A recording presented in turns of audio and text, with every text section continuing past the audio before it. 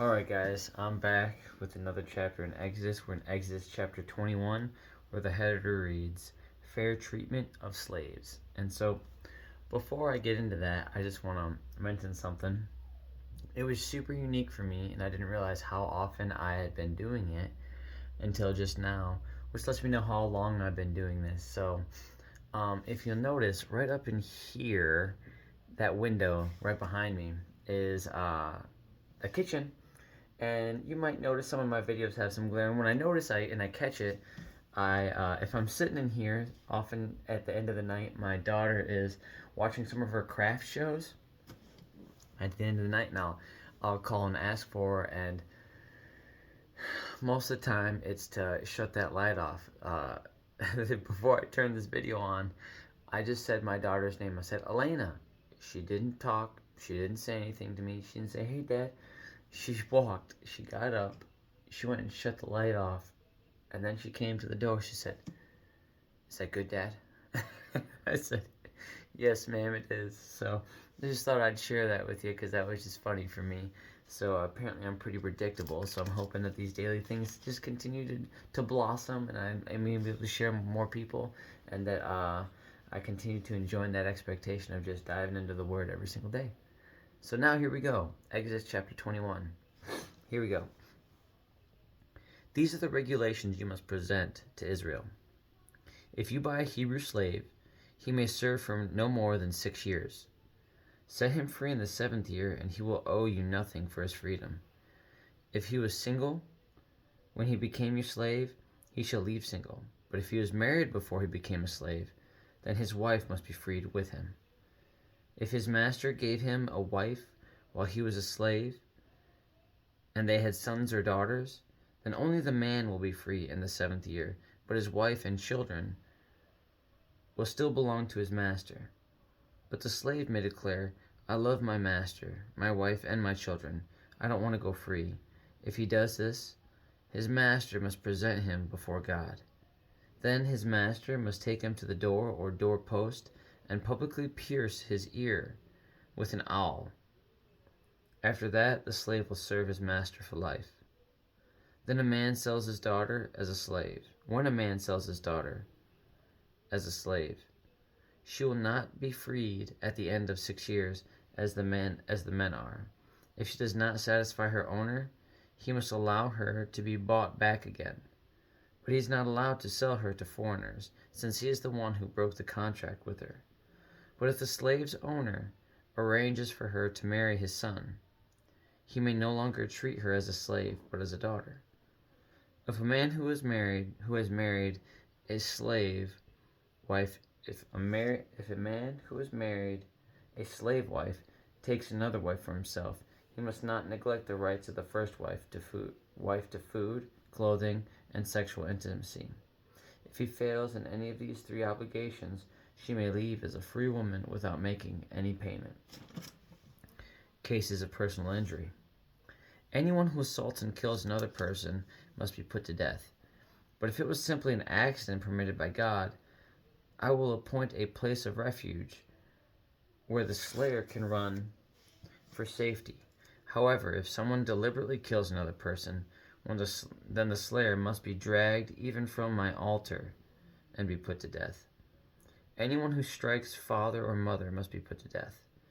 Kidnappers must be put to death, whether they are caught in possession of their victims or have already sold them as slaves. Anyone who dishonors father or mother must be put to death. Now suppose 2 men quarrel, and one hits the other with a stone or fist, and the injured person does not die, but is confined to bed. If he is later able to walk outside again, even with a crutch, the assailant will not be punished, but must compensate his victim for lost wages and provide for his full recovery.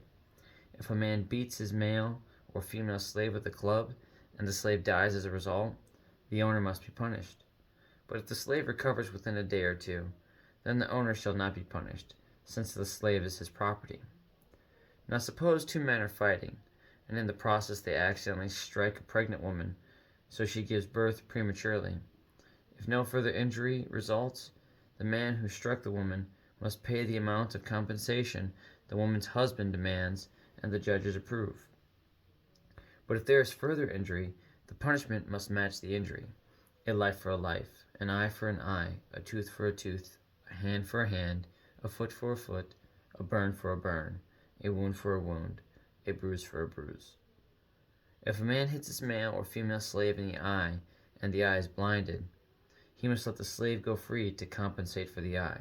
And if a man knocks out the tooth of his male or female slave, he must let the slave go free to compensate for the tooth.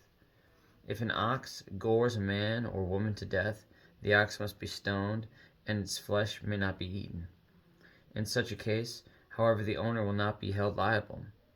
But suppose the ox had a reputation for goring, and the owner had been informed but failed to keep it under control. If the ox then kills someone, it must be stoned, and the owner must also be put to death. However, the dead person's relatives may accept payment to compensate for the loss of life. The owner of the ox may redeem his life by paying whatever is demanded. The same regulation applies if the ox scores a boy or a girl. If the ox scores a slave, either male or female, the animal's owner must pay the slave's owner 30 silver coins, and the ox must be stoned. Suppose someone digs or uncovers a pit and falls into it, and fails to cover it. And then an ox or a donkey falls into it. The owner of the pit must pay full compensation to the owner of the animal, but then he gets to keep the dead animal. If someone's ox injures a neighbor's ox, and the injured ox dies, then the two owners must sell the live ox and divide the price equally between them. They must also divide the dead animal. But if the ox had a reputation for goring, yet its owner failed to keep it under control, he must pay full compensation: a live ox for the dead one, but he may keep the dead ox. That's a lot of back and forth. It sounds like a strong structure for a legal system. It sounds like there's a lot of back and forth. And so it looks like it goes beyond simply what the header said was fair treatment of slaves. It's so interesting in our language.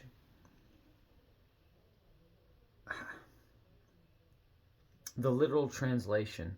I don't know if this is just simply that whole passage was really just to speak about equality. Like, I know it mentions masters and slaves, but almost in some sense it mentions slaves as if they are just simple workers, bound to someone, an employer, really, because the fact that a relationship between man and woman would be expected to be had.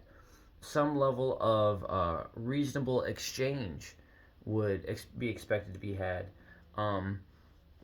If the slave is a man, leaving with his wife, leaving with his children, leaving with these things, unless they were given by that person, are expectations that they would leave, almost as if to, I almost think of the military. The military, when you're married, there's certain places you can go or can't go with your spouse, and based on those things, that's responsible. Now, if your spouse is in the military, there might be certain exceptions where you can go, can't go, and all these things, but the specificity of this seems very particular to me, and I don't know if these issues were just more common. Obviously, they were that more than in the current culture that I live in. That we don't have slaves in America. You could argue indentured servitude, obviously, so maybe in some capacity there are. Some people might say, hey, if you're in debt, the debtor is a slave to the, what would that be, deadee? Do I have that backwards? Am I using the correct verbiage for that? Not sure off the top of my head. But no, I think it's more or less an understanding of relationship between those that have and those that might not. And so I understand that there's quite a bit of this that is just literally explained as far as master, slave, but the timeline with it, 6 years. Why is it 6 years and they get set free? Why are these specific stipulations as if they're almost to pay off something? Because when I think of slavery, obviously I think of I don't want to say modernized version of it because that's not, but I think generational. I think that it's a indentured servitude for a lifetime. Why is there a timeline put onto it? Is it something that people would just is it something that someone could genuinely just fall into and not so much be a victim of circumstance or a victim of slavery or servitude, but maybe if someone owed something to someone, they say, "Oh no, I'll work that off. If I don't have that, then okay, you cannot have them work more than 6 years. And on the seventh, you give them back their freedom. They've paid their debts, whatever that may be." And so I understand that that might be quite a bit different as well when considering the cultural differences at the time. And that might have been simply, hey, nope, if you wronged someone or did something, then you owe them. You have to work it off. And that simply is what it is. And so I'm not sure about that. That I think would be, not that it's not all historical significance, but in that having to have more historical understanding, but knowing more of just simply what is acceptable in this culture, I think I'd have to pursue that greater in order to understand that passage more. And I think that that's going to be the continued expectation, especially since we already know 2 chapters back, it mentioned that it was going to be describing how these laws were set forth to help serve the people and the 10 Commandments and how they were applied and what that means for all these things. Just the law governing those people at that time, I imagine, looks so considerably different than what we have today and what's acceptable. But if you have a greater understanding of cultures, I'd be curious to see just how different our laws today than back then. And that's me thinking excluding the relationship between faith. I understand now we have this separation of church and state, but truly when you understand the origin of morality in law, there can never be truly a separation of church and state, because order and peace is the nature of God. And I definitely think that because we have law, it's found because of Him. And so I'd be interested to see if we really looked at the law and did a deep dive and a study of just the origin of those timelines, and that, that eye for an eye, and how we do things today. I'd be curious to see just how different they really are. On that note, have a good night. God bless. I love you. Jesus loves you.